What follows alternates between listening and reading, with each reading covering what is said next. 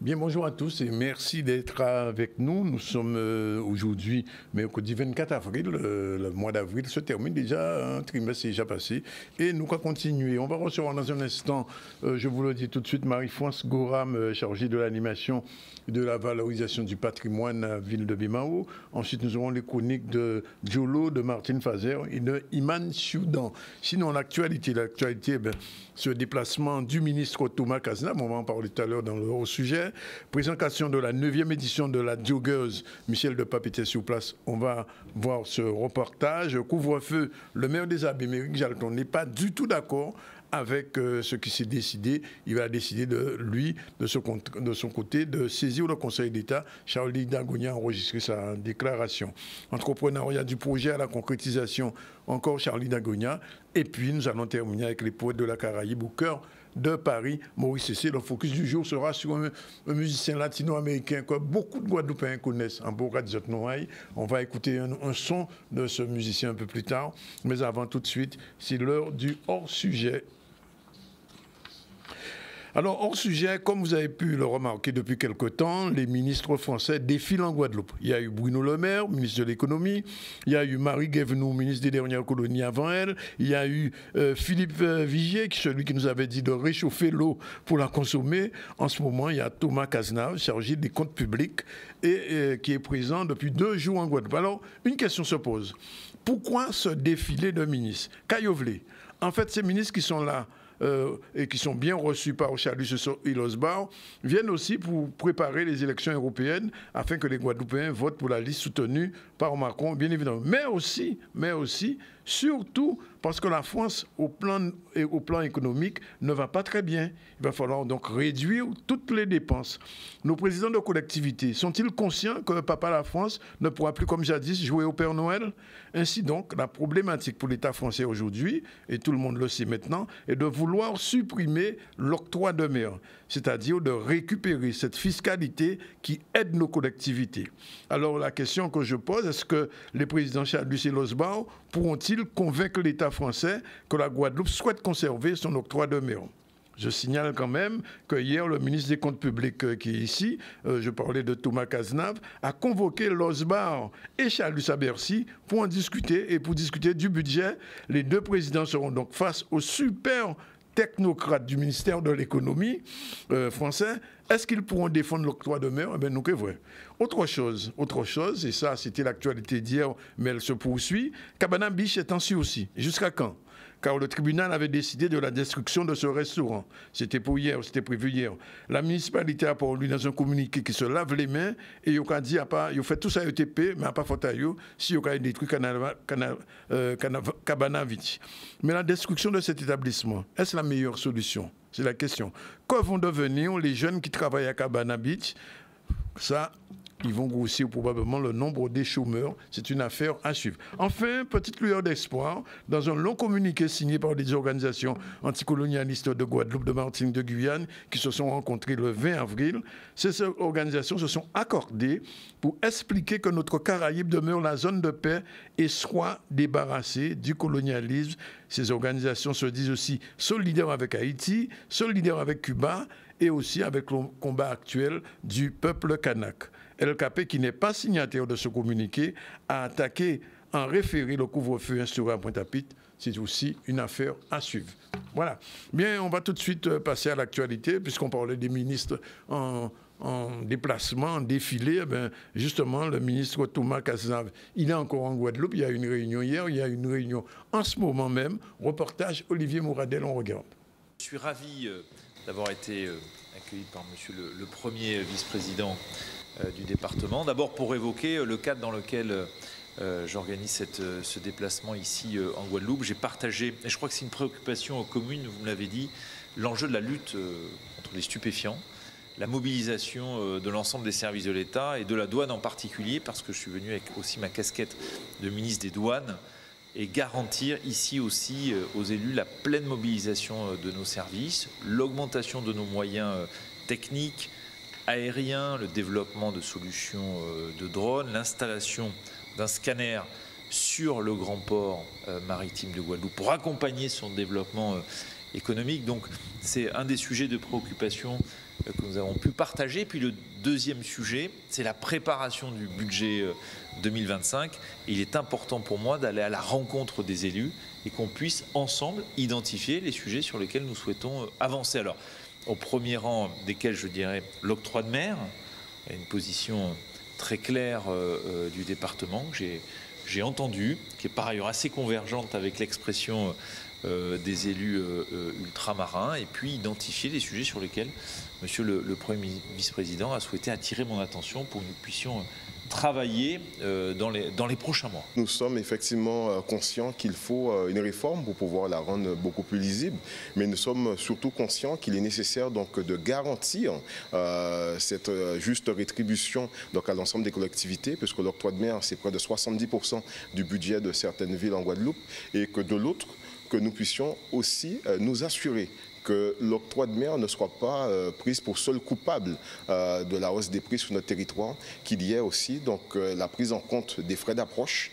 mais aussi que nous puissions cadrer donc, les marges qui sont faites donc, par certaines entreprises donc, de grande distribution, pour que nous puissions nous assurer que le pouvoir d'achat des Guadeloupéens soit garanti. Nous avons aussi donc, débattu autour donc, du budget, puisque la présentation donc, de ce projet de loi de finances qui nous invite à pouvoir rappeler la nécessité de ne pas diminuer donc, les aides en direction de la Guadeloupe, puisque nous ne cesserons jamais de le dire, rattraper ce retard structurel doit se faire avec le soutien donc, de l'État, du gouvernement, que nous puissions agir avec l'exemple de la LBU, de la ligne budgétaire unique pour pouvoir construire ces logements, renforcer aussi le nombre de contrats aidés, puisque si nous parlons d'insécurité, c'est parce qu'il y a aussi une oisiveté, une jeunesse et une population qui est en quête d'emploi, pour lesquelles il est nécessaire d'offrir des perspectives aux collectivités et aussi aux associations. En gros, donc très satisfait, et puis donc nous continuons donc à agir de concert pour pouvoir porter donc, des réponses et surtout faire en sorte que les politiques publiques ne soient que plus efficaces. Donc la question de l'octroi de mer, je vous le disais tout à l'heure, mais c'est une question qui est vraiment très délicate en ce moment. Est-ce que nos collectivités, nos présidents de collectivités pourront tenir la rampe, j'ai envie de dire? Nous que voit ça. Présentation de la 9e édition de la Joggers, c'est une épreuve qui se fait chaque année et qui permet à un certain nombre de personnes, des hommes, des femmes, de toute façon, de faire un petit parcours du cœur, j'ai envie de dire, physiquement. Présentation Michel Depape qui était sur place. Nous sommes au Fleur d'Épée pour cette conférence de presse, pour cette belle manifestation qui aura lieu dimanche, donc cette Joggers, qui sera autour du diabète, qui va mettre en évidence la problématique du diabète, qui est une maladie très précoce en Guadeloupe et qui touche une grande partie de la population. Donc c'est un événement sportif en même temps de santé publique même, et donc nous sommes très heureux de pouvoir accueillir cette manifestation à Sainte-Rose, avec notamment le président du département qui est l'un des parrains. Et donc j'espère que la population sera là, que tout le monde sera là et qu'on va faire une belle fête autour de ce sujet très sérieux. On m'a donné cette information qu'il y avait une Joggers qui était en faveur des diabétiques et j'ai répondu favorablement.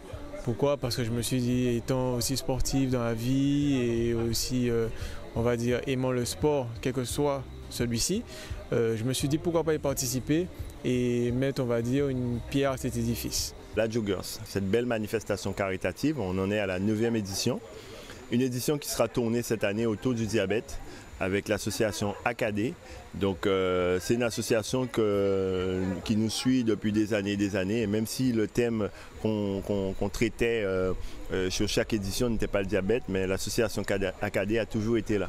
Donc, en fait, la Joggers, on avait pour but et on a pour but de faire connaître, de faire parler des maladies peu connues, des thèmes peu connus, donc comme les sourds malentendants, les autistes, voyez, donc on a traité, on en est à la 9e édition. Donc sur cette édition, le diabète est venu naturellement. Nous avons voulu montrer avec nos jeunes patients diabétiques que quand on a un diabète de type 1, on peut participer à la Joggers, donc ça va être une première en Guadeloupe. Des personnes qui ont un diabète de type 1, porteuses d'une pompe à insuline et qui vont participer à la course donc de 5-10 km et qui vont être avec la population normale et montrer que c'est possible, ce challenge en fait c'est possible de faire tout simplement la Joggers en ayant un diabète. On apprend à vivre avec et le diabète n'empêche pas de faire du sport. Il est exactement 12h42. Madame Gorami, là, c'est la représentante on va dire, d'une manière générale, elle s'occupe de patrimoine, c'est la chargée de l'animation de valorisation du patrimoine, théâtre, cinéma, enfin tout ça, pour Bemao. Et elle va nous parler de Des jours pour songer. Bonjour. Oui, bonjour. Bonjour, chers auditeurs. Téléspectateurs. Téléspectateurs. Oui, merci. Alors, qu'est-ce qui va se passer pendant ces 10 jours pour songer? Alors, pendant Des jours pour songer, c'est une manifestation qu'on a mis en place depuis quelques années où on vient pour parler d'un pan de l'histoire de la Guadeloupe. Donc, cette année, nous avons choisi de parler du peuplement ancien des petites et grandes Antilles. Oui, le peuplement ancien, c'est-à-dire les Kalinago? Les Kalinago, les Taïnos. Et donc voilà, donc les premiers. Aussi, les Awawak. Voilà, les premiers. Et vous avez fait venir un spécialiste. Hein? On avait fait venir un spécialiste qui réside en Guadeloupe, qui est M. Petit-Jean Roger, Henri Petit-Jean Roger, qui est un spécialiste des pétroglyphes et de l'art. Docteur en préhistoire. Hein? Voilà, tout à fait. Et qui a écrit de nombreux ouvrages sur les Kalinago, sur les Awawak. Voilà, alors, tout à fait. Et puis aussi, il a fait beaucoup d'ouvrages pour les enfants aussi. Aussi, donc, oui, aussi, c'est vrai, il a écrit des ouvrages pour les enfants, il s'intéresse aussi. Alors, ça va se passer quand exactement? Alors, vendredi soir, vendredi 26, au Centre culturel Gérard Loquel, on va commencer par une conférence, conférence débat, et puis le dimanche, nous allons partir visiter des sites de roches gravées qui sont à l'air libre en Guadeloupe. Alors, vous irez à Capesterre? On ira à Capesterre, à l'île Pérou, à la rivière de l'île Pérou. Oui. Et ensuite, nous irons à Sao-Lasson, qui est dans l'embouchure de Petit Pérou, à Capesterre-Bello. Et l'embouchure de la mer et de la rivière Pérou, justement. Et là aussi, il y a des roches qui sont gravées et des pierres gravées. De quoi. Vous ne pouvez pas venir à Trois-Rivières? Et après, on ira à Trois-Rivières, mais à la coulisse. Donc, quand je parle de roches gravées, mais ce sont des roches gravées qui sont à l'air libre. D'accord. Qui ne sont pas forcément... Pas celles qui sont dans le parc. Pas celles qui sont dans le parc. Oui. Qui sont à l'air libre, qui ne sont pas vraiment, si on veut, c'est la nature qui les protège. Et qui va vous accompagner, M. Petit-Jean Roger? M. Petit-Jean Roger qui nous accompagne. D'accord. Voilà. Et donc, départ, je vois à 8h30, c'est pas à pied que vous irez quand même? Non, on part en bus. Oui. On part en bus à 8h30. On va partir 8h30 précise, pour qu'on soit de retour pour midi et demi, 13h. D'accord. Voilà. Et alors, d'une manière générale, le patrimoine, vous occupez de l'animation. Qu'est-ce qui se passe à Bemao? Bon, je sais, il y avait Mimas, bon, c'était le carnaval et après ça. C'était le carnaval après ça. Après, vous savez, sur le territoire de Bemao, on a un patrimoine quand même qui est bien présent, un patrimoine vert aussi. Et notamment, on a l'église de Bemao qui est une œuvre classée. Et puis, nous avons aussi le monument aux morts de Bemao, qui est un monument unique de France et de Navarre. Parce que, bon, il est unique? Oui, il est unique. Pourquoi? Pourquoi? Parce que le soldat qui est au monument aux morts est un soldat guadeloupéen. Qui n'a pas fait la guerre 14-18, mais c'est un soldat à l'époque, quand ce monument a été commandé par monsieur... Chalus, grand-père du président de région, donc qui a été commandé en 1932. Donc, il nous a présenté ce soldat guadeloupéen qui est déisien. À partir d'une photo, on a fait sa sculpture. Il est de type négroïde. Oui. Et c'est le seul monument. C'est particulier. Voilà, c'est un monument particulier qu'on doit vraiment... et donc, il est inscrit pour l'instant. Il n'est pas encore classé. Donc, on attend... son classement. D'accord. Voilà. Et puis aussi, nous avons la première usine d'EDF qui est sur le territoire, que, on ne peut pas vraiment la visiter, mais on fait toute une histoire dessus. On a une exposition sur la SPEDEG. Oui.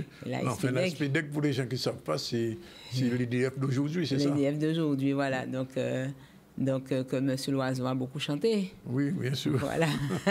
Et puis, tout un patrimoine vert. Par exemple, je prends l'allée des Banguiers. Il y en a 7 le long du boulevard boulevard Saint-Jean-Baptiste, qui ont plus de 200 ans, qui sont des manguiers qui sont classés dans le plus. Oui, ils ont plus de 200 ans. Ils sont où exactement? Ils sont l'allée entre l'église et la mairie, l'allée du boulevard Saint-Jean-Baptiste. Ah bon, je ne savais pas que ça avait... Voilà. Ils sont au nombre de 7. Oui. Ils étaient un petit peu plus nombreux, mais les aléas des cyclones et compagnie en ont détruit quelques-uns. Mais il y a cela aussi. Et puis aussi, on a au niveau de tout ce qu'on appelle le Goka, patrimoine immatériel, on a un fief de Goka qui se trouve à Jabouin, d'où les roses de Jabouin, etc. Donc, il y a énormément. Et puis, donc, le grand culte du Sac-Marin, le petit culte du Sac-Marin, puisque Baie-Mahault est quand même situé entre deux mers. Oui, tout à fait. Donc, le petit culte du Sac-Marin et le grand culte du Sac-Marin. Et puis, il y a toute une végétation qui est très, très ancienne, qui comme diraient les grands scientifiques, donc le bord de mer de Baie-Mahault reste encore un bord de mer où il y a 300 ans, on trouvait les mêmes arbres. Il n'y a pas d'arbre qui a 300 ans, mais oui, quand il y a 300 ans de ça, il y avait la même végétation. Déjà. Voilà. Donc Baie-Mahault, c'est une ville patrimoniale alors? Oui, c'est une ville très patrimoniale. Hein. Oui. Voilà, donc il y a énormément de choses à visiter sur Baie-Mahault. Hein. Des fois, on pense qu'il n'y a que Jarry, qu'on est une ville économique seulement, mais non, on est une ville patrimoine et aussi on est dans la transmission de la transition écologique aussi. Non, mais les séances de cinéma locales, c'est fini? Non, les séances de cinéma ne sont pas terminées. Hein. Tous les premiers mardis de chaque mois, il y a le ciné-club qu'on a mis en place avec Julien Dalle, Alma et Julien Dalle. Et donc, tous les premiers mardis, donc, il faut se rapprocher du Centre culturel Gérard Loquel au 26 34 08 pour avoir plus de renseignements. Et toutes les personnes qui veulent s'inscrire pour aller visiter avec nous les roches gravées de Capesterre et de Trois-Rivières. Il faut appeler au 26 34 08. Des personnes aussi qui veulent venir avec leur propre voiture peuvent venir, mais il faut nous appeler pour nous dire que vous allez nous accompagner tout de même. D'accord. Donc voilà. Et puis là, on se lance. Je suis dans mon élan. Hein, allez. Donc on se lance sur le festival Cap Théâtre. Hein. Cap Excellence en théâtre. Oui, bien sûr, qui commence bientôt. Qui commence dimanche 28, qui commence dimanche, avec la pièce de Gilbert Lomor, HDN. Oui. Et donc, ce sera la salle Félix Proto. Et donc, c'est l'ouverture de ce festival dimanche à 20h à la salle Félix Proto. Oui, je vois que HDN. Et le parrain du festival, c'est monsieur Gilbert Lomor. Bien sûr. Et la thématique du festival, c'est du patrimoine aux écritures vivantes. Donc, vous voyez bien. Du patrimoine aux écritures vivantes. Ah bon? Bon, voilà. C'est un festival patrimonial aussi, alors.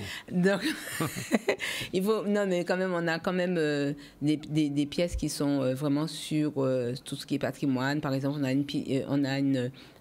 au Centre culturel Gérard Loquel, on a privilégié énormément les scolaires. Donc, on a 3 pièces pour les scolaires, pour les enfants de la maternelle, du cycle 1 au cycle 3, donc de la maternelle au primaire, avec un conte sur le baobab, d'une pièce qui nous vient de la compagnie Marboussia de Burkina Faso.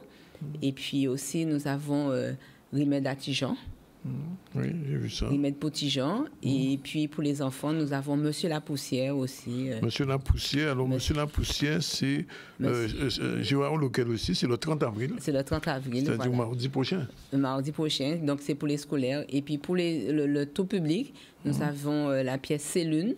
Nous avons Emilia Cordiamor, qui nous vient de Cuba, et puis Parole à Femme Lumière de Philippe Kalouda. D'accord. Bon, ben, il y a tout un gros programme là. Tout un beau programme. Donc, la billetterie principale se trouve à Sonis, si on veut acheter des tickets pour ce festival. Et on peut appeler au 26 34 08 aussi pour avoir plus de renseignements sur les présentations qui aura lieu à Sonis, à Félix Proto,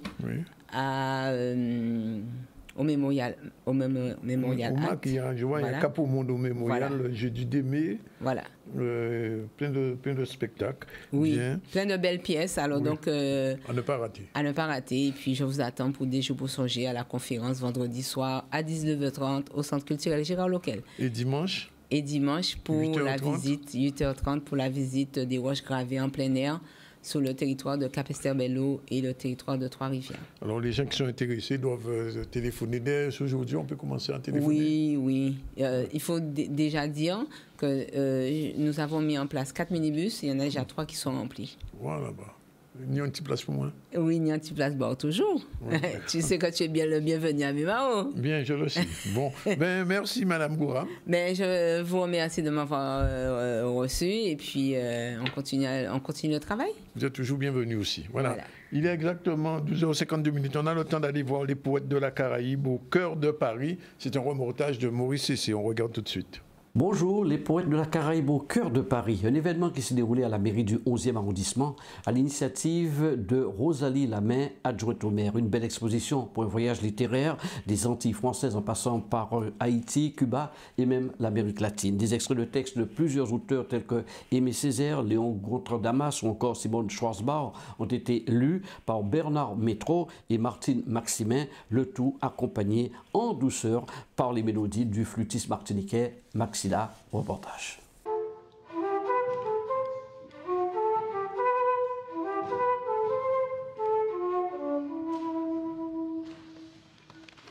Gens d'ici, gens d'autre bord. Gens ici, gens l'autre bord. Gens de toutes parts et de tous bords. Gens tout partout, et puis tout bord. Gens de derrière la nuit, de derrière la mort. Gens derrière de l'omite, gens derrière de l'homme. Gens de pluie et de lune. Gens la pluie et puis la lune. Gens du silence et de la mémoire. Moun qu'a fait bouche et qu'a songé. Gens de l'errance, gens de la présence absente. Gens gagés, gens là sans là. Pour moi, ça, en ma qualité d'adjointe, mais en charge de la mémoire, nous avons la mémoire de la nation. Et la nation, pour moi, c'est du global. Et je me rapproche de l'outre-mer, je me rapproche des Antilles, de toute la Caraïbe.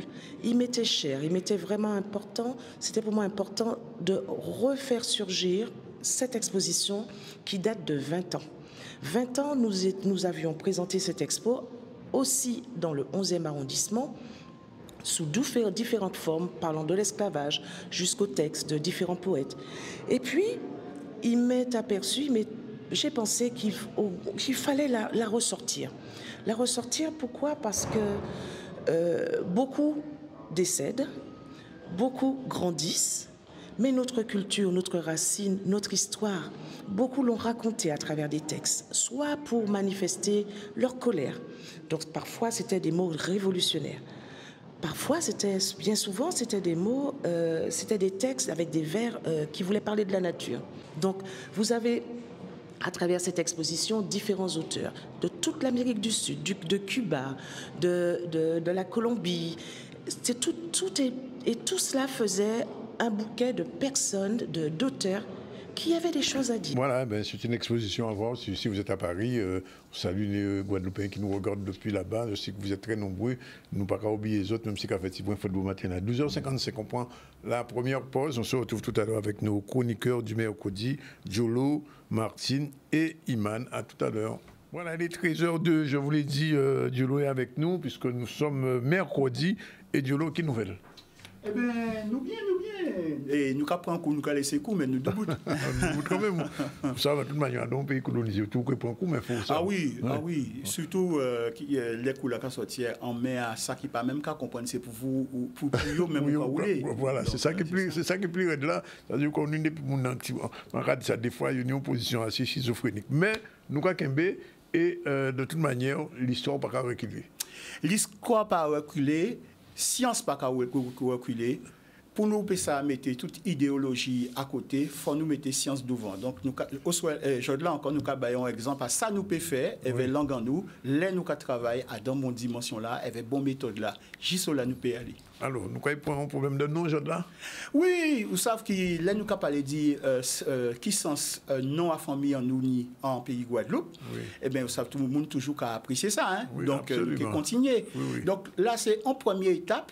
Ouais. Et prochain coup là, nous qui faisons un deuxième encore à 6 étoiles la musique Guadeloupe. Donc, vous voyez, c'est étoiles la musique Guadeloupe, on ne fait pas sans entrer dans le détail. Comment on veut dire les étoiles la musique? Eh bien, il y a des gens qui marquent musique en nous, qui sont des stars, donc c'est des étoiles, mais nous qui voyons aussi qui relation, tout ça, tini. Voilà. Il n'y a rien pas au hasard. Jamais. On démarre, c'est parti.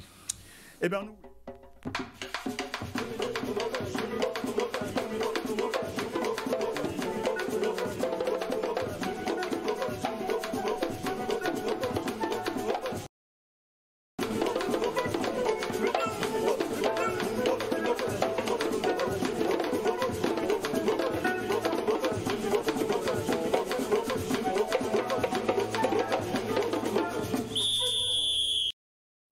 Voilà, nouveau générique, plus belle. Alors, voilà, eh bien, c'est comme montrer aussi ça nous a fait. Nous, voilà. Absolument. Donc, les patronymes guadeloupéens et les as, qui relation, eh bien, ça qui en ciel, Tini, et non des parfois qui font mis en nous qu'à Tini. Ça nous passe à des parfois, c'est qu'on le nom en nous, eh bien, si vous sortez à dans langue mandingue, vous pouvez citer Baden, Kamalé, Jolo. Kamalé, ah bon? Oui. Oui, ça veut dire fiancé. Oui, mais ni on le dote. Hein. Ouais. Et Jolo, alors on voit marqué Jolo, puisque c'est comme ça, il y a si almanach là. Hein. Bon, assis c'est registre là. Mais J, c'est J. Donc c'est Jolo qui l'a. Et Tenyon Wa, à dans zone à Kirina, en Mali, non, c'était Jolo Finmansa. Donc ils sont Wa. Bon. En ligne Wa, en tout cas. Question, existe-t-il un lien entre nos patronymes et la cosmogonie africaine? Est-ce qu'il non nous ni qu'à traduire qui gens ancêtres en nous t'es qu'à penser monde là et qui gens t'es qu'à penser divinité. Et bien pour ça il faut nous retourner en temps à Mab Otou hein où t'es en parler de ça hein monde qui a joué Mab Otou. Donc sans affaire à cristal.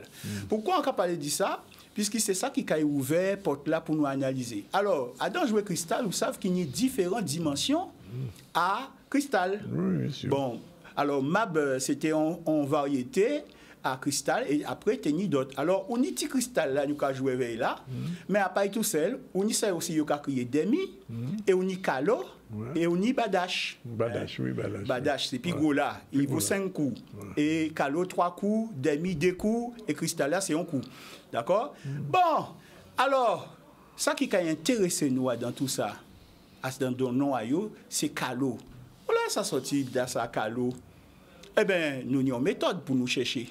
Et c'est ça nous avons mis devant pour nous comprendre. Donc, gardez bien. Question là, à dans pensée symbolique en nous, c'est toujours ka, sa, ka, som. Alors, nous avons l'habitant, nous pouvons dire ça, nous avons voilà. Et tableau là, qu'a dit nous, c'est un bitin qui rond, nous d'accord, on boule, nous d'accord, on cercle, nous d'accord, on bague, hein, nous d'accord, on zano, nous d'accord, puisque y a toute une forme là, ça. Et que gens ça qu'a traduit à présent? Si nous qu'a dit tout ça, eh bien, faut nous savoir qui gens yo qu'a nommé en sec, en rond, à dans langage ancêtre en nous. En baoulé yo qu'a dit kouklou, en ani yo qu'a dit koulou koulou, en bambara yo qu'a dit kori, et en afiti, qui sont langue pas bossou dans et tout ça, yo qu'a dit karo, pour dire un bitin qui rond. Donc, nous qu'a commencé à comprendre pourquoi bila ça, non, c'est kalo. Mais ça pas suffisant. En nous, Haïti, bien plus loin. Nous, quand voyons qui sec là même, c'est Kori en Soninke, Koli en Bambara, Koru en Yornoso, qui c'est en langue Dogon, et nous unique cercle là aussi, Karo, qui c'est Afiti, hein, qui est toujours même langue en nous là. Image là, ça a montré, sans l'univers qui a roulé, on image un serpent qui a mordé Kéaï. C'est une image à temps là qui a toujours tourné en cercle et qui a régénéré. Puisque ce serpent là, il a fait un mu. Hein, donc, pour il a tombé, mais il n'a pas changé en réalité.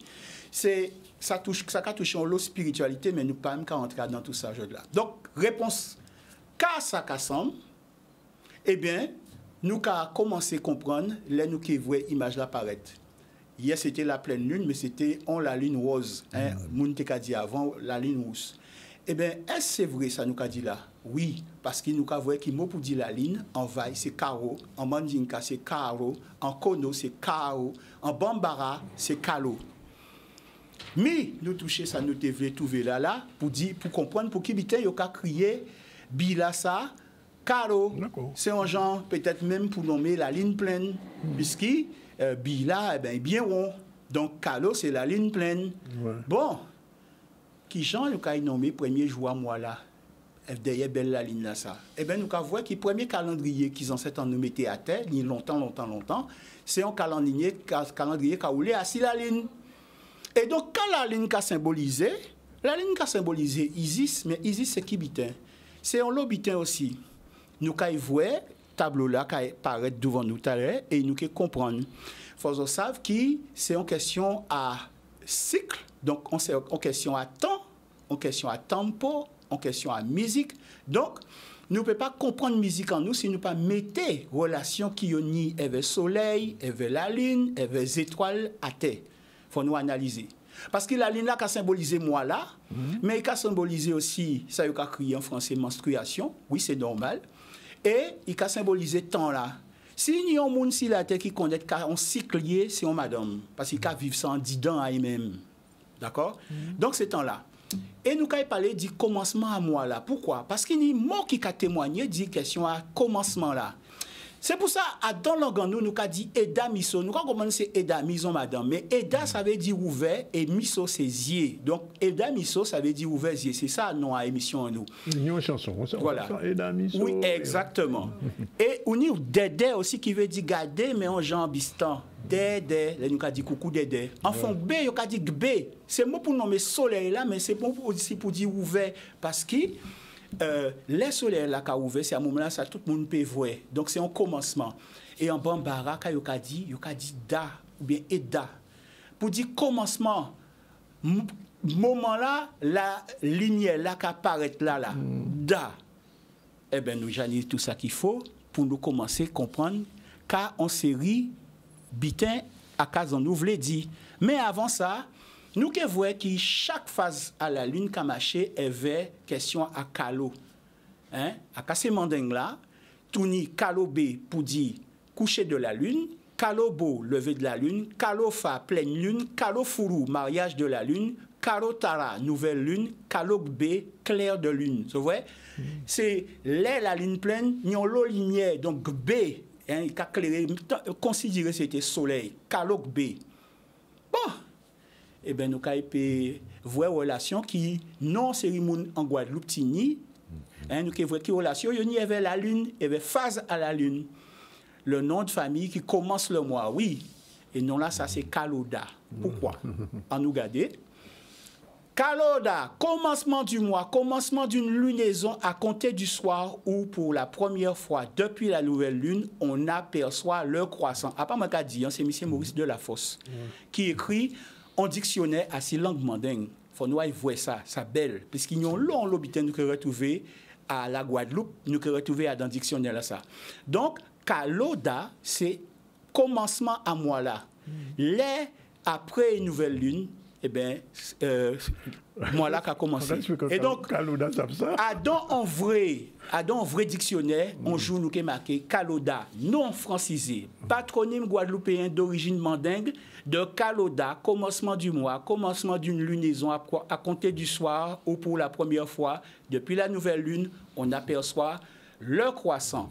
Donc, c'est une manière pour voir un bel bonjour aussi pour Philippe Kaloda, qui c'est un des Kaloda, nous puis qu'on est en Guadeloupe. Absolument. Et oui, tu as posé ma question là, est-ce qu'il est au courant? Rencontré samedi, il a dit ça, mais il ne savent. Il ne savent. Bon, voilà. Mais il y a longtemps, tu avais fait communication là, ça. Et donc, c'est ainsi ça nous avons fini. Nous avons dit Toum F, Toumi, qui veut dire il boot.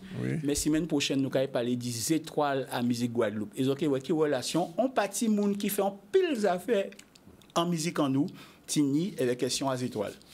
Merci, Joulou, à nom d'autre soleil. À nom d'autre la ligne, à nom d'autre soleil. Voilà.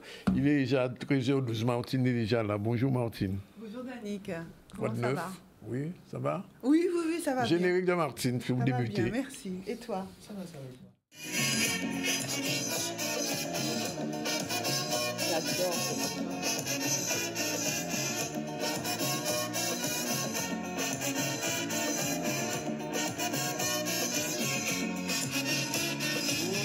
Le soleil lève le matin à dans le ciel là. J'ai tout petit oiseau qui parce qu'ils ont content.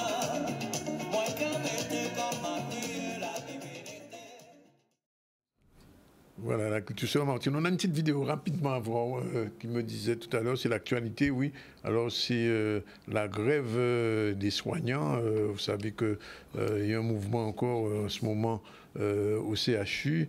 Les négociations n'ont pas commencé, les soignants ont débrayé et veulent justement trouver une solution aux problématiques qui se posent. Et les problématiques sont de plus en plus hardes parce que vous avez vu qu'il y a eu récemment un incendie encore au CHU, c'est le troisième en moins de 5 ans. Et en ce qui concerne l'ouverture du prochain CHU, nous pouvons savoir qui tous ces gens là, qui travaillent, Martine qui a été infirmière aussi, de quoi je parle. Nous avons la parole. Non, c'est un sacré trait du... Hein, t'as vu un peu la transition qu'il a fait bon. Alors, monde qui battait ça, qui était infirmière, et ben voilà, c'est dit. C'est dit, hein, nous parler. En tout cas, bien bonjour à tout le monde et bien bonjour aux téléspectateurs, aux auditeurs et aux fan clubs. Vous êtes téléspectatrice? Yo Adam. D'accord. Triste, c'est triste. Oui. Tu vois? Bien, en tout cas, ravi d'être avec vous comme d'habitude et de saluer Diolo. J'ai failli ne pas reconnaître Diolo avec sa barbe fournie. Oui. Non, mais c'est pour un rôle, ça qui t'a laissé en kéroté. Ah non, mais pas ôté encore. Non, moi, pas ni ôté, ni taillé, ni... Non, pas ni... Manqué par reconnaître vous, parce qu'on a regardé partie bleu, là, elle a anti-maquis, ça. Et on m'a dit, mais c'est qui? Mais Diolo, on dit Diolo. Eh bien oui, c'est lui. D'accord. Bon, allez, on y va. Donc, je salue tout le monde et je vais juste poser une petite question d'entrée parce que c'est le sujet que je ferai la prochaine fois. C'est pour voir si vous avez des réponses à me donner. Les ministres plus particulièrement de la culture, puisque je m'occupe de culture, les ministres de la culture. Sais-tu le nombre de ministres qui ont défilé depuis 1959? Alors là, je ne veux pas toucher mon tour. J'en connais peut-être deux, peut-être Langue, de Villiers. Tu as nommé le premier, Langue, c'est celui qui a duré le plus longtemps. L'un de ceux qui a duré le plus longtemps, parce qu'il a eu plusieurs ministères au travers de la culture et qui ont ensuite eu d'autres dénominations, culture, communication, puisque selon les personnes, selon les présidents, le ministère de la culture, il s'agrandit ou se rétrécit. Il est de la culture et de la communication, ou tout simplement de la culture sans rien d'autre à côté. C'est lui qui a créé la fête de la musique. Et il a créé la fête de la musique en 1981. Donc, 1959 à aujourd'hui, plus de 27 personnalités différentes. 27. Ah oui, il y a eu Malraux. J'avais oublié. Absolument, Malraux. Mais il y a eu plein d'autres. Et je vais vous faire une petite chronique là-dessus la prochaine fois. Parce que j'ai trouvé ça très drôle, le nombre et la diversité. Et en moyenne, un ministre ne dure jamais plus de 2 ans à 3 ans maximum. Il y a certains qui ont fait 6 mois. Mais bon, on en reparlera une prochaine fois. Bref, tout ça pour parler, bien sûr, de culture et de monuments historiques. Dans un premier temps, monuments historiques, mais particuliers, ce sont ceux de la Guadeloupe, d'une part, et surtout, là, même si j'ai pris des images pour illustrer, mais là, on parle de monuments historiques qui appartiennent à des particuliers. C'est-à-dire toi, moi, qui avons un monument historique qui a été classé comme tel, est-ce qu'on peut y faire des travaux? Est-ce qu'on a le droit? Et si on fait des travaux, comment ça se passe? Eh bien, figure-toi que le ministère de la Culture a fait un guide très intéressant que j'ai feuilleté, j'ai lu, c'est un gros pavé, pour les propriétaires de monuments historiques en Guadeloupe. Comment gérer et suivre les travaux? Quelle aide de l'État, puisque l'État met une main quand même sur tout ce qui est historique, une main mise, et vous donne des directives, des choses à faire ou ne pas faire pour correspondre à respecter ce monument dans l'ordre des choses, on va dire. Et donc, toutes des questions, des réponses, des questions que vous avez sont abordées dans ce guide. Il a été élaboré par la Conférence des conservateurs régionaux des monuments historiques et en collaboration avec la sous-direction historique des espaces protégés de la Direction générale des patrimoines. Bref, tout ça pour vous dire, vous avez toute la législation française qui est à l'intérieur de ce guide et qui comporte des niveaux de protection pour les immeubles, également pour tout ce qui est immatériel. Vous avez aussi le classement qui va permettre de voir dans quelle catégorie sont les immeubles, leur état de conservation, ce qu'on peut entreprendre ou pas. Donc, je ne vais pas énumérer l'ensemble des points, mais pour des gens, en tout cas, qui ont un lieu qui est classé, il faut vous référer maintenant à ce guide qui permettra d'avoir à la fois les recommandations pour maintenir ce patrimoine en l'état, mais également parce qu'il y a des aides qui sont apportées par l'État pour pouvoir réaliser ces travaux, avec également le classement des types de métiers et des... peut-être un listing d'artisans qui sont référencés et qui travaillent en collaboration et en respectant les normes sur ça. Il y a des gens qui ont des patrimoines comme ça. Mais bien sûr qu'il y a des personnes qui ont des patrimoines. Tu peux avoir hérité de quelque chose qui est un jardin avec un reste de bâtiment dans ton jardin. Imagine au Moule. Au Moule, c'est un exemple que je prends, mais qui n'est peut-être pas le bon, sur le littoral. Il y a comment on appelle ça, des vestiges. Oui. Des vestiges qui sont des vestiges où on conservait le port du Moule, tu le sais, a été l'un des plus grands ports de Guadeloupe pendant de très nombreuses années. Et c'est là où certaines guerres se sont faites, dont la guerre d'Angleterre, une guerre avec l'Angleterre qui a permis de maintenir la Guadeloupe dans le giron français, puisque la France a gagné cette guerre-là. Et bien, sur cet espace, sur le littoral qui s'appelle la Poudrière, sont conservés des bâtiments. Et certains bâtiments où il y avait des stocks appartiennent à des familles. Donc on peut vouloir conserver cela, même si ce ne sont pas des bâtiments très bien conservés, mais de se dire c'est un patrimoine, c'est une histoire. Et donc on voit comment on construisait les maisons avant, les matériaux, etc. Donc la personne qui a ce pan de mur peut avoir envie qu'il devienne un patrimoine ou qu'il reste un patrimoine. Et donc, comment le conserver? Combien ça coûte? Eh bien, voilà. Je te donne un patrimoine vraiment important que quelqu'un poussait la Bastère, c'est l'Arsenal. Exactement. Oui. Voilà. Ça appartient à une famille bastérienne. Et c'est un monument, c'est vraiment un monument historique, hein, parce que c'est un très grand bâtiment. La maison de Mme Simone Schwarzbart est classée. Aussi. Donc, et il y en a beaucoup comme ça. Voilà. Donc, c'était un petit clin d'œil pour dire, si vous avez un bien qui est un bien patrimonial, eh bien voilà, il y a ce guide qui existe maintenant pour permettre de savoir comment faire s'il y a des travaux à faire. Un deuxième point sur la culture, la restitution publique du diagnostic qui correspond à la filière économique du livre en Guadeloupe. Ça s'est tenu le 19 avril dernier. Et bien là aussi, il y a une documentation très complète que j'ai feuilletée sur cette restitution. Ça a été fait par la direction de la culture des îles du Nord, entre autres. Elle a engagé donc depuis 2003 une réflexion sur cette filière économique du livre en Guadeloupe, en lien avec tous les acteurs du territoire. Donc l'étude a été confiée à un cabinet d'ingénierie, et ça a permis donc de faire un état des lieux, de faire un point très précis sur l'économie du livre, sur sa diversification, que sont les libraires, que sont les éditeurs, que sont les lecteurs, donc la consommation du livre. Tout ça est passé donc au fil, et donc a permis de mettre au clair donc un diagnostic que nous pouvons consulter, que j'ai consulté, et qui nous permet de voir en quoi la filière du livre apporte une économie confortable, sérieuse. Bien sûr, il y a des manquements, mais peut-être que ça vaut le coup de faire un point très précis là-dessus pour pouvoir avoir une vision un petit peu plus éclaircie. Il y a un nouveau salon du livre qui va se faire déjà. Oui. Madame Dominique Hubert vous a contacté, Martine. Oui, c'est le salon du livre de la région, tu veux dire? De la région, salon du livre régional, pas de la région, régional. Salon du livre régional. C'est comme ça qu'il va payer. Oui. Je suis au courant. Eh bien, après avoir parlé de tout ça, on va passer à l'agenda.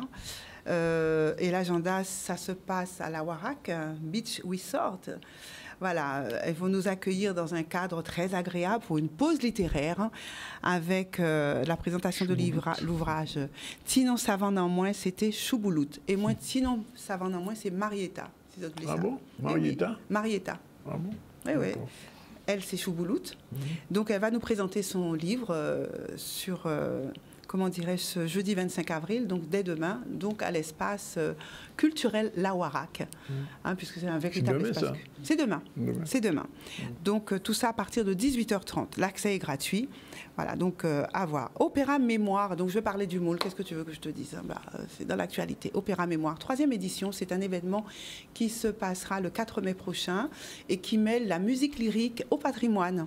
Nous sommes dans un mois mémoriel, donc cet événement a pour objectif, c'est pas celui-là du tout, Opéra Mémoire, ça c'est patrimoine, c'est voilà, Opéra Mémoire, donc c'est un événement qui a 3 ans maintenant et qui se tiendra le 4 mai prochain, qui allie à la fois un parcours mémoriel au travers de sites, justement, de sites mémoriels ou de sites en tout cas de l'histoire du Moule, et où on mêle la musique lyrique. Donc 2 jeunes chanteurs lyriques, un chanteur contre-ténor et une jeune fille, tous deux qui se sont illustrés dans les voix d'outre-mer, qui sont des lauréats du concours Voix d'outre-mer, vont interpréter à la fois des partitions très classiques en entrée avec un pianiste classique, et vont interpréter aussi des musiques plus traditionnel, mais toujours en voix lyrique, accompagné par Didier Juste aux percussions et par Monsieur Béer, qui est un pianiste classique. Au travers de cette prestation, c'est plusieurs sites de mémoire de la ville du Moule qui vont être visités, donc ce qu'on appelle le Fortin, où il y aura donc une prestation circassienne, puisque nous avons mêlé voix lyrique, site mémoriel et le cirque, mais le cirque vu autrement, avec l'association Métis Gua. Donc nous allons mêler tout ça au travers de 4 étapes pour faire découvrir ces sites d'une autre manière et rendre hommage à nos aïeux au travers de ce mois mémoriel. Ensuite, nous avons un championnat de savate boxe française. C'est encore un peu loin, mais j'en parle maintenant, puisque ce championnat va se tenir du 17 au 18 mai au hall Paul Chonchon. Alors pourquoi j'en parle? Parce que je travaille dessus aussi avec la Fédération nationale de savate boxe française et la Ligue guadeloupéenne de savate boxe française. C'est la première fois que nous avons un championnat de jeunes qui se tiendra en Guadeloupe sur cette discipline. 210 jeunes viendront du territoire hexagonal, mais également de la Réunion, de Martinique et bien sûr de la Guadeloupe pour participer à ce classement, pour pouvoir nommer en tout cas le jeune champion. C'est dans les cadets, je crois, c'est cadets et juniors, hein. Donc c'est des 17 à 18 ans, donc pour classer le champion national de cette discipline de sport, qui se tiendra, donc je le rappelle, au hall Paul Chonchon les 17 et 18 mai prochains. Ensuite, nous continuons avec Terre de Blues. J'en dirai que quelques mots, puisque de toute façon, je reviendrai dessus. Terre de Blues, c'est justement, ce sont les mêmes dates, de 17 au 20 mai prochain. La conférence de presse est ce soir. Malheureusement, je ne pourrai pas y aller. C'est à 14h30 tout à l'heure.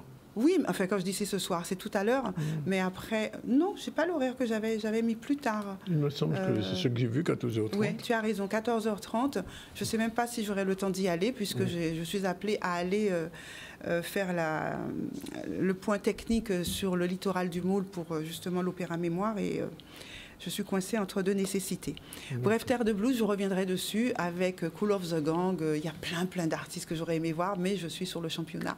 C'est la première fois depuis des années que je ne vais pas au Terre de Blues. Comment on peut faire pour être ici et ailleurs en même temps? Il faut être schizophrène. Hein? Il faut être schizophrène.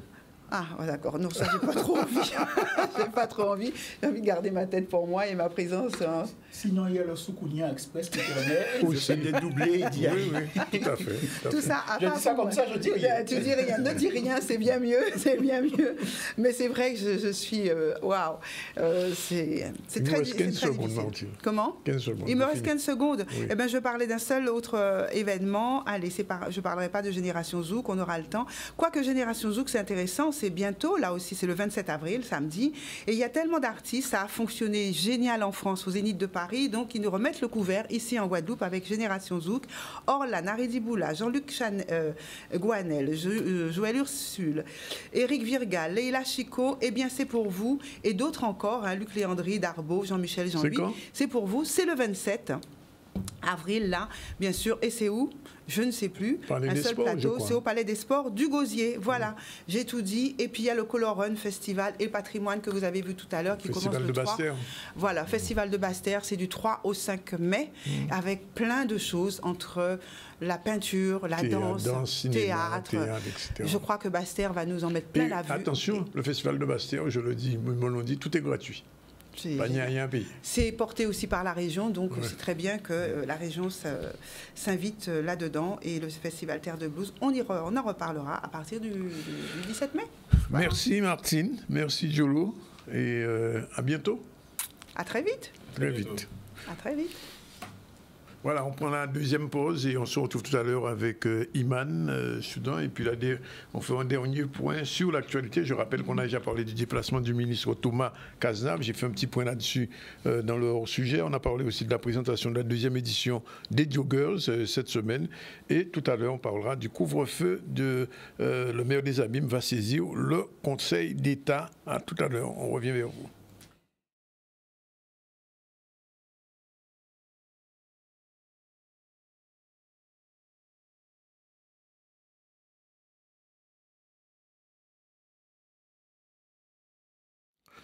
Voilà, il est déjà 13h32. Dans un instant, on va recevoir Iman pour sa chronique habituelle, une pour eux. Mais avant, on va revenir un petit peu sur la problématique de du couvre-feu. Alors ce couvre-feu a débuté il y a 2 jours.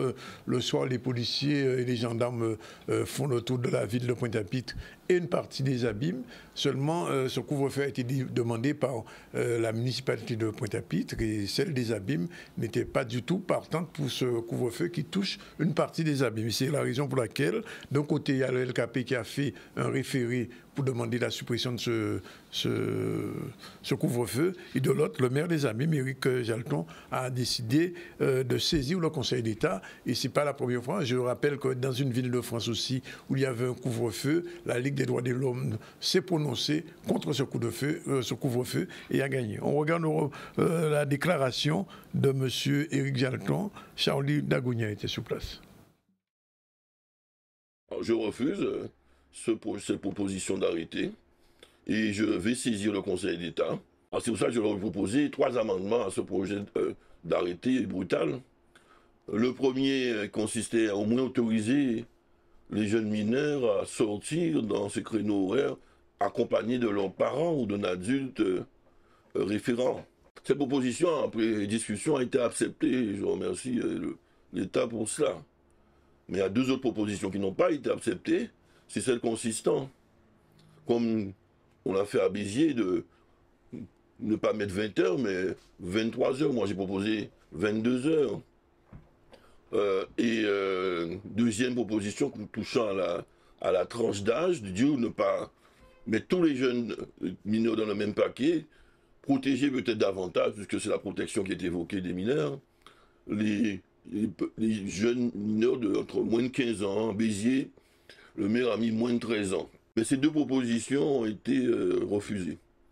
Alors moi, j'estime que c'est un attentatoire aux libertés. On a beau être mineur, mais on a quand même des droits. En tout cas, dans la République française telle que je la connais. Et c'est en ce sens que j'ai dit que c'est pas bon à ce niveau-là. Il faut... la mesure est trop brutale. Et des jeunes de 16, 17, 18 ans qui sont déjà bien formés intellectuellement, voire physiquement, leur appliquer également cette mesure, comme au temps du Covid, me paraît vraiment injuste vis-à-vis de notre jeunesse.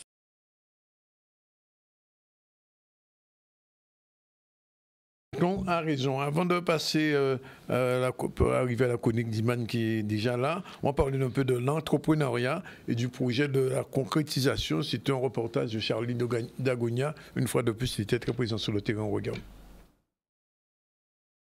Il est important pour nous, au niveau de la ville des Abîmes, d'accompagner nos jeunes.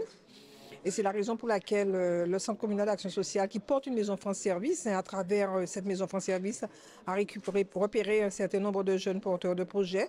Et avec la convention que nous avons avec la DIE, nous avons pu les accompagner. Mais il faut savoir qu'au niveau de la ville, effectivement, c'est important pour le maire Éric Jalton de participer à l'avancée et surtout à l'avenir de nos jeunes. C'est ainsi qu'au niveau de la ville des Abîmes, nous avons créé un pôle fier, formation, intégration, emploi, je crois, resocialisation, en tout cas qui est un service fort de la ville qui récupère aujourd'hui tous les jeunes qui sont à la recherche d'emploi, qui sont en quête d'insertion. Et nous travaillons avec les partenaires, France Travail, la Sécurité sociale, la CAF et autres, le CCAS, la Caisse des écoles. Nous travaillons avec eux pour pouvoir repérer effectivement des potentiels emplois, pour pouvoir mettre ces jeunes sur ces activités. Cette certification, pour moi, me rassure. Cela m'a permis de concrétiser vraiment ce que je veux faire. Et puis, j'ai beaucoup plus d'assurance dans ce que je veux. J'ai pu quand même choisir si je voulais une entreprise individuelle ou une société. Donc, j'ai pu vraiment me fixer à ce propos. Personnellement, je leur souhaite beaucoup de succès parce qu'on a des porteurs qui sont impliqués avec de bonnes idées. Et donc, nous serons là pour poursuivre l'accompagnement qu'on a déjà démarré à travers la formation que nous leur avons offert. Et nous poursuivrons l'accompagnement. Parce qu'en fait, l'ADI, notre rôle, c'est bien sûr de financer, mais au-delà du financement, nous accompagnons les porteurs de projets. Alors cette certification, ça représente la possibilité de me lancer avec confiance. C'est-à-dire que on a une idée, on ne sait pas trop si on est prêt ou pas. du coaching qui nous permet de nous assurer de ce que nous faisons, de ne pas être timorés par rapport à notre ambition et de nous lancer en toute quiétude. Voilà, bien, si vous étiez pour tout le projet, vous avez raté quelque chose. Sinon, il y aura sûrement une autre session. On revient donc à Iman, Non News, et ce sont les génériques qu'on découvre.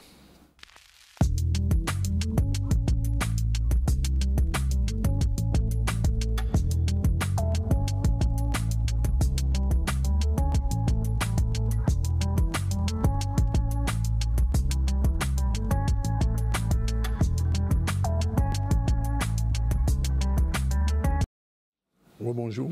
Bonjour, bonjour. Ah bon, le premier bonjour ne comptait pas. Le premier bonjour, c'est important. Bien, alors, de quoi on va parler aujourd'hui? Aujourd'hui, on va parler de l'expression de ses besoins, de ses opinions, de ses limites. Voilà, comment... Mais c'est une expression un peu bizarre, ce qu'on dit, on va faire ses besoins. Oh là là, mon Dieu. Mais non, mais le français a des, oui, bref, a des limites. On ne parle pas de ces besoins-là. Ah bon, mais je ne sais pas. Bon, alors. Humains, on ne parle pas de cela. On parle d'autres besoins bien plus profonds, on va dire. On parlait de sécurité. Sans jeu de mots. Okay. Sécurité intérieure et leadership, et comment en fait l'expression de qui on est exactement va permettre de renforcer ce leadership en fait. Et on parle de communication assertive en fait. Alors qu'est-ce que c'est ça, la communication assertive? C'est la première fois que j'entends ça. Communication assertive. Assertive, voilà. Donc c'est un style de communication où je vais m'exprimer de façon directe, respectueuse, sans agressivité ni passivité. Ça implique que ma parole est claire, limpide, honnête et directe. C'est ça qu'on fait tous les jours aux ZCL alors. Exactement. Nous faisons de la communication assertive en direction des Guadeloupéens. Parfait. Voilà, on est en plein dedans. Donc, pourquoi c'est important? Parce que justement, on va avoir des relations saines avec les gens, n'est-ce pas? On va résoudre les problèmes de façon constructive. Aussi. Voilà, tout ce que le ZCL fait, n'est-ce pas? Et on va renforcer l'estime de soi des Guadeloupéens. Tout à fait. Tout à fait. Et favoriser une collaboration effective et efficace. Voilà. C'est tout ce qu'on fait tous les jours, n'est-ce pas? Tous les jours, on le fait. Donc, en fait, on peut peut-être se poser la question de est-ce que je suis vraiment là-dedans? Est-ce que j'ai une vraie communication assertive, affirmée, on va dire ça pour que ça soit plus fluide. Et en fait, il y a un test qui existe, qu'on peut trouver sur Internet, donc qui est gratuit. C'est le test de Gordon. C'est une façon d'évaluer sa capacité à être affirmée. Et en fait, ça va donner une tendance relationnelle. Oui, mais d'une manière générale, cette communication assertive, elle est non violente. Oui, tout à fait. Alors, on parle souvent de la communication non violente. Elle est très connue, on va dire, parce qu'elle a été beaucoup développée. Et ce qu'il y a de différent avec la non violente et l'assertive, la non violente est vraiment basée sur l'empathie, sur la bienveillance. On va essayer de comprendre l'autre vraiment. On va essayer de trouver quelque chose, un terrain d'entente. Voilà, pour que ça convienne aux deux. Alors, ça ne veut pas dire que dans l'assertif, ce n'est pas le cas, mais dans l'assertif, je vais vraiment pouvoir affirmer de façon plus franche qui je suis, avec des limites claires. C'est vraiment une clarté d'opinion, une expression directe, alors qu'en non-violente, on va avoir des formulations et des demandes très précises, dans une façon de faire qui est plus précise, parce que la non-violente, on va être sur l'observation neutre des faits, donc on va dire la situation est comme ça, la table est blanche, voilà, ce blanc, je vais exprimer un sentiment authentique par rapport à ce fait, et je vais pouvoir identifier un besoin par rapport à ce que je vois. Alors que la communication assertive, c'est vraiment mon opinion, quelle que soit la situation, c'est vraiment tranché, on va dire, plus que la non-violente. Et il y a des principes fondamentaux pour cette communication? Tout à fait, il y a des principes qu'on va voir. Donc, comme j'ai dit tout à l'heure, clarté, respect, affirmation de soi, on va dire que c'est vraiment les fondations de cette communication assertive. Et on va pouvoir différencier du coup deux types de communication. Une communication du coup qui serait passive, où j'ai tendance à minimiser mes propos, je vais peut-être m'effacer un peu par rapport à l'autre, ce qui va entraîner peut-être de la frustration, de l'insatisfaction, alors que l'assertive est différente, on l'a dit que c'est vraiment affirmé, ou alors être dans une communication qui est agressive. Donc là, on est dans une attitude dominatrice, on veut imposer sa façon de faire, c'est un peu manipulatoire quelque part. Voilà, donc ça permet vraiment de distinguer des tendances relationnelles. Soit je vais être dans la fuite, soit je vais être dans l'attaque, dans la manipulation, ou bien l'assertivité qui est un peu plus, on va dire, soft. Plus soft? Soft, oui. Enfin, elle peut être affirmée, mais quand même, voilà, on n'est pas dans la manipulation. D'accord. Voilà. Et donc, en fait, comment on va faire pour mettre en place cette communication? Il y a différentes stratégies. Déjà, il y a des obstacles. Souvent, on a peur de s'exprimer. Pourquoi? Parce qu'on a peur du rejet, basiquement, ou de ne pas être aimé. On manque parfois de confiance. Non, mais c'est vrai. D'estime de soi. Manque de confiance en soi. Et le fait d'exprimer qui on est exactement, on se dit, on va perdre l'autre, ou il va me juger, ou je vais pouvoir éviter aussi les conflits, parce que le fait de ne pas dire ce que je pense, du coup, ça évite les problèmes. Mais c'est toujours d'aller dans le bon sens. Voilà, on va surfer sur la vague alors que c'est pas ce qu'on est, c'est pas ce qu'on pense.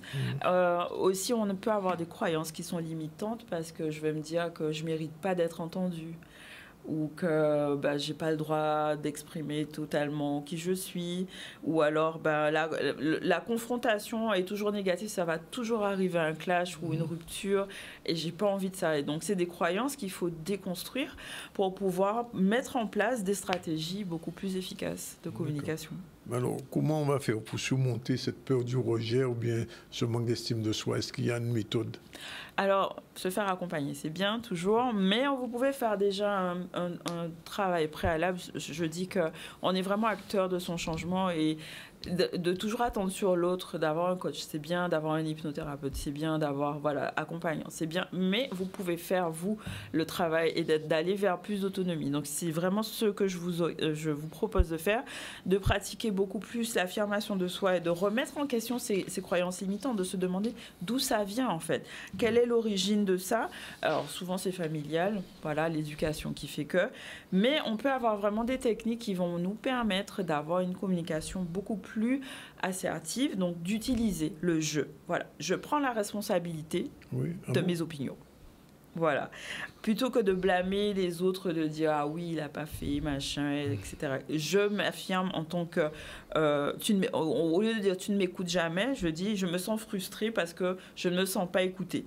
Mais le fait de le dire, en fait, ça va permettre vraiment de s'affirmer en tant que personne, dire moi, je souhaite avoir un échange de façon,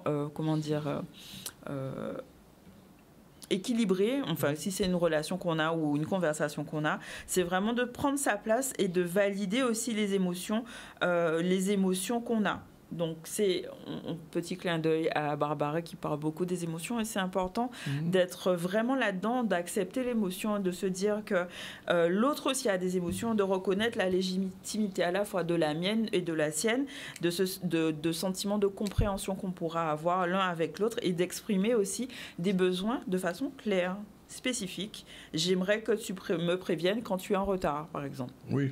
Voilà. Oui. C'est la base. C'est important. C'est important, voilà.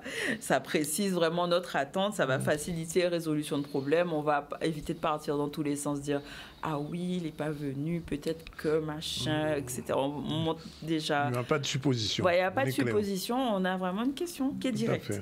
Et on va chercher aussi à avoir une écoute active, donc... Écoute active, c'est se concentrer vraiment sur ce que l'autre dit, sans interprétation, encore une fois. Répéter ce que l'autre dit pour pouvoir savoir si on est sur la même longueur d'onde. Est-ce qu'on a vraiment clarifié et repris la pensée qu'il avait? Ça, c'est important aussi. On peut avoir des techniques qui sont beaucoup plus précises, et ça, c'est sur le petit visuel que vous avez. Alors, je vais en prendre juste une, par exemple, qui est le contrepoint. Le contrepoint, c'est on va privilégier des phrases à la première personne, comme je disais, mais au lieu d'exprimer, de dire que tu as tort dans cette analyse ou tu as tort dans cette situation, je veux dire, je ne suis pas en accord avec cette interprétation, à cette perspective, et voici pourquoi. Voilà, on va avoir une argumentation qui va être détaillée, qui va pouvoir faire le contrepoids par rapport à une opinion de quelqu'un d'autre. Et ça permet de s'affirmer complètement et de donner son avis.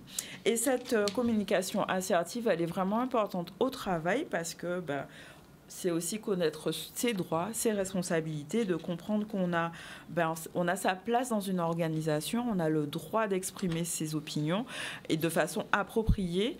Voilà, ça permet d'avoir des limites claires et d'utiliser des techniques de résolution de conflits. Voilà.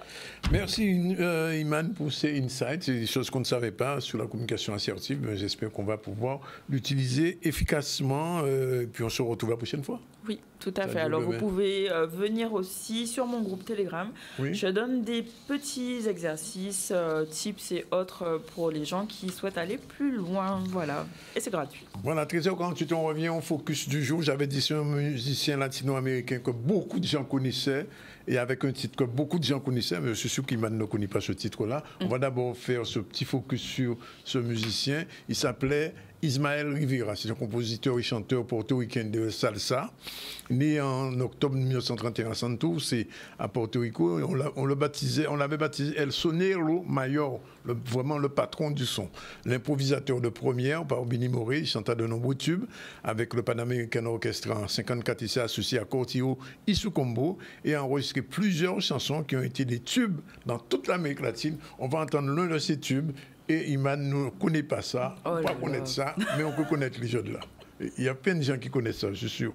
Si vous connaissez le nom de cette chanson, vous m'envoyez un texto sur mon portable et vous serez récompensé d'un ticket de cinéma pour le Darubois Bastéo.